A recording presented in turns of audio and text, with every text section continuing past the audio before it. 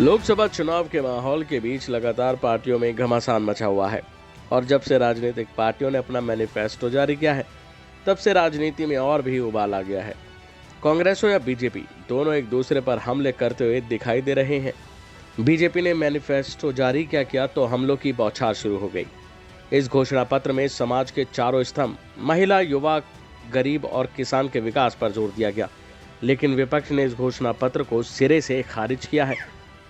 BJP के घोषणा पत्र पर कांग्रेस ने हमला बोला। मुख्य विपक्षी पार्टियों ने बीजेपी के घोषणा पत्र को हास्यास्पद और मनगढ़ंत बताया। इसको लेकर राहुल गांधी ने ट्वीट किया, जिसमें उन्होंने कहा कि बीजेपी के मैनिफेस्टो और नरेंद्र मोदी के भाषण से दो शब्द गायब हैं, महंगाई और बेरोजगारी। लोगों के जीवन से जुड़े सबसे अहम मुद्दों पर बीजेपी चर्चा तक नहीं करना चाहती। इंडिया का प्लान बिल्कुल स्पष्ट है, 30 लाख पदों पर भर्ती और हर शिक्षित युवा को 1 लाख की पक्की नौकरी। युवा इस बार मोदी के झांसे में नहीं आने वाले। अब वो कांग्रेस का हाथ मजबूत कर देश में रोजगार क्रांति लाएगा। इतना ही नहीं, बीते दिन कांग्रेस नेता पवन खेड़ा ने भी बीजेपी के मैनिफेस्टो पर निशाना साधा था और बीजेपी से पहले 10 सालों का हिसाब मांगा। सुनिए। ये जो गोलपोस्ट बदलने की जो बीमारी है ना, ये इस देश में कभी किसी सरकार को पहले नहीं है।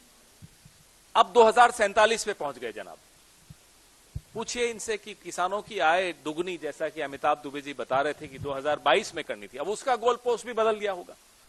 तो ये गोल पोस्ट बदलने जो 2014 में कहा, 19 में आपने न तो उसका कोई लेखा जोखा दिया, कोई अकाउंट नहीं दिया, कोई खाता बही सामने नहीं रखा। 19 में आपने नए जुमले, नए गोल पोस्ट के साथ रख दिए। 2024 आते आते आप 47 पे चले गए। 2036 में हम ओलंपिक कराएंगे, अब ये भी लिखा हुआ है उसमें। आप कहां होगे? आप सरकार में होगे क्या? आप 5 साल का हिसाब दीजिए और अगले 5 साल की अपनी बात करिए। ये गोल पोस्ट बदलना, ये सन बदल देना, जो सबके लिए घर बनाना था, अब उसको विकसित राष्ट्र में डाल दिया। मतलब वो भी 2047 तक चला गया।